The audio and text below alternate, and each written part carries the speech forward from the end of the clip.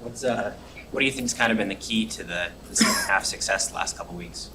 Yeah, I mean, I think we've done a good job just making adjustments throughout the game and at halftime especially, and then just when we come off the field, we're just, taking it series by series and moving on right after the last series. So I think that's been huge. Nick, you had never out of the fight written on your tape, and some of the other guys did as well. I guess, how did that kind of come about? What's that mean to you guys to embody that? Yeah, I mean, it's something that I just kind of started writing on my arm, and we just kind of, as a house, like the people I live with, just kind of like that saying, that mantra. So I just wrote it on my arm, Indiana, and then just kind of started saying it on the sideline to just speak it into existence, I guess. And then it's kind of picked up. A lot of other guys on the team like it, so we're going to keep rolling with it. I saw you after the game. You seeked out some O-linemen. They're probably friends with a lot of those guys, and they've had ups and downs. But how much are you, even though they're not on your side of the ball, how much are you want to communicate that to them and be a leader? Yeah, I mean, I think that's really huge, offense and defense communicating as well as special teams, because we're a team, and I think when the defense is coming off and I got guys like Brew and Travis motivating me and telling me they got my back, and and then they come off, we do the same for them. I think it just breeds confidence in the people, so it's definitely a big thing.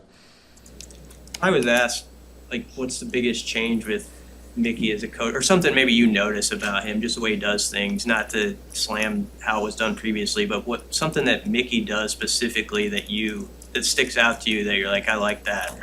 Yeah, I mean, I just say his energy he brings every day is huge, and it's contagious.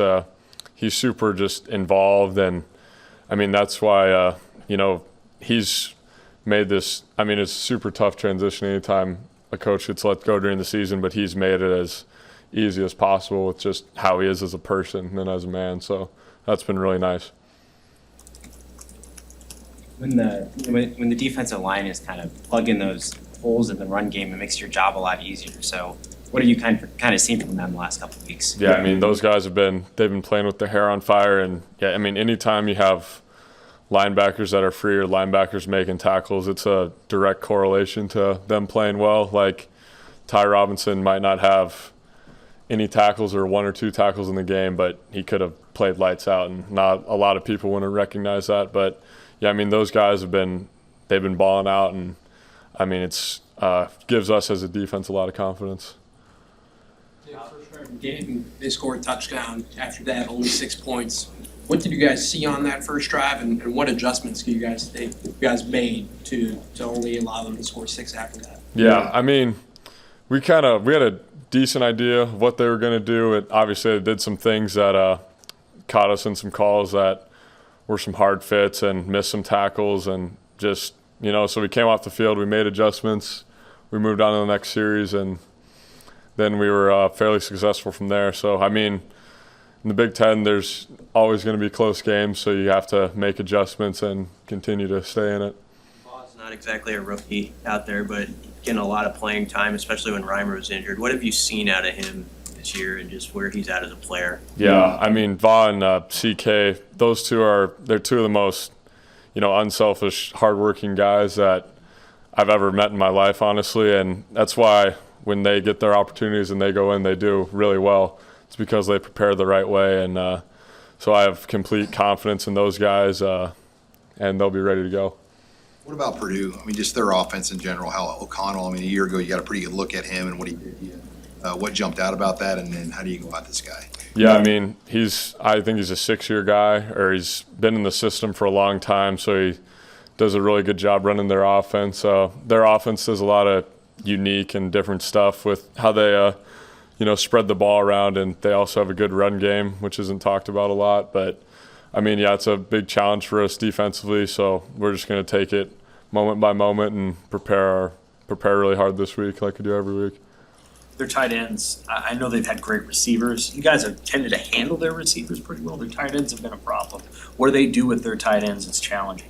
Yeah, I mean, they do a lot of different variations of 12 and 11 personnel, and I just say they do a good job, mixing up the route combinations and running some pretty tough routes to match up. So, I mean, we're going to probably see a couple routes that we've never seen in practice, and it'll be about running around and playing our rules.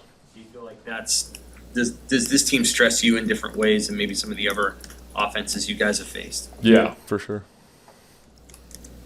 Coach Joseph talked about toughness, and harped on that. When you see Casey go out there banged up, and even Brian about to punt and shaking off an injury, how does that kind of galvanize the defense to step up with that toughness? Yeah, I mean, those guys are obviously both incredibly tough, and we have a lot of tough guys on there. So, I mean, if you see guys fighting through some things like they are, it definitely motivates you to go out there and do your job when you're feeling a lot better than that. So, yeah, really respect those guys for doing that. How much chance do you have just to sort of enjoy the moment, with momentum sort of been fleeting over the years, and now you're having a chance to play for first in the West? How much do you kind of embrace the moment? Yeah, I mean, it's definitely been some good feelings after the games the last 2 weeks. But like Coach Joseph says, we have a 24-hour rule, so you can enjoy it for 24 hours if you win. If you lose, you can, feel bad or whatever. But right when that 24-hour rule is done, you got to move on and get ready for the next week. How do you like the change in practice schedule when you get Mondays off? What is maybe that benefit? Yeah, I mean, I'm a big fan of it for sure. I think it just keeps guys a lot healthier, honestly, and then really helps just coming in Sunday instead, and then you can really put the game to bed, whether it was good or bad, and then move on to the next one. Anything else for Nick?